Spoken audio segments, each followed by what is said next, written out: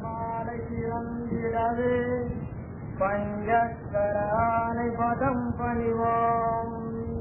ஜெய் புண்ணிய பொழுதுக்கும் சத்குரு மகாதேவர்களே வரணம் வரணம் வரணம். ஜெய் புண்ணிய பொழுதுக்கும் சத்குரு மகாதேவர்களுக்கு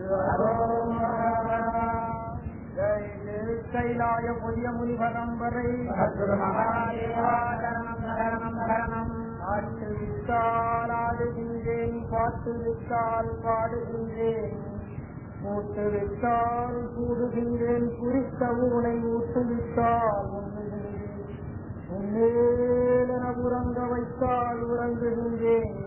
இச்சிறிய நாளாவது என்னே எல்லாம் வல்ல சக்தி ஸ்ரீ அங்காள பரமேஸ்வரியின் திருவருளானையின்படி இச்சிறு கருவி முருகநாம மகிமை என்னும் தலைப்பினை பற்றி பேசத் துவங்குகிறது. ஈசன் திருவருளால் சொல்லும் பொருளமற்று சும்மா இருப்பதற்கு அல்லும் பகலும் என காசை பராபரமே.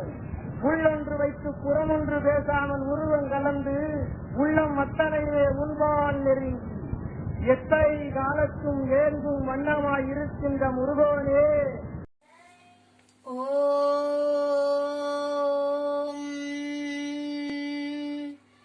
நெஞ்ச கனகள் நகிழ்ந்துருக தஞ்ச தருள் சண்முகனிக்கியல் சேர் செஞ்சொப்புனை மாலை சிறந்திடவே பஞ்சக்கர ஆனை பதம் பணிவாம்.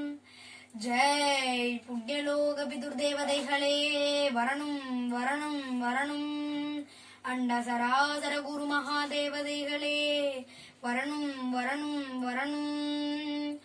ஆட்டுவித்தால் ஆடுகின்றேன், பாட்டுவித்தால் பாடுகின்றேன், கூட்டுவித்தால் கூடுகின்றேன், குறித்த பூனை ஊட்டுவித்தால் உண்ணுகின்றேன், உன்னேலென உறங்க வைத்தால் உறங்குகின்றேன்.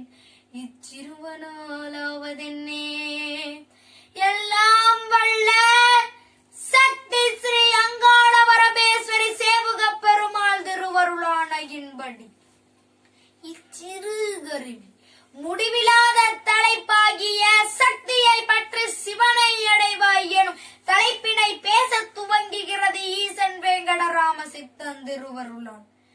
நின் புருவமசைந்திடில் நிலகண்டன் நாடுவான், என் உள்ளத்தில் அன்புரு கொண்ட நாயகியே, ஆயிரம் கோடி அண்டங்களும் விண்புண் முறுவலில் வந்ததே என்று சொன்னாரு வேங்கடராம சித்தர். சொல்லும் பொருளும் என நடமாடும் துணைவருடன் புல்லும் பரிமள பூங்கொடியே, உன் புதுமலர்த்தாள் அள்ளும் பகலும் தொழுபவருக்கு அழியா அரசும் நவநெறியும் சிவலோகமும் சித்திக்குமே என்று சொன்னாரு அபிராம பட்டன். இப்படி கடவுளை அடைய 5 பக்தி வழிகள் உண்டு. தாயாக பாவித்து வழிபடுதல், தோழனாக வழிபடுதல், குழந்தையாக வழிபடுதல், அடிமையாக வழிபடுதல், கணவனாக வழிபடுதல்.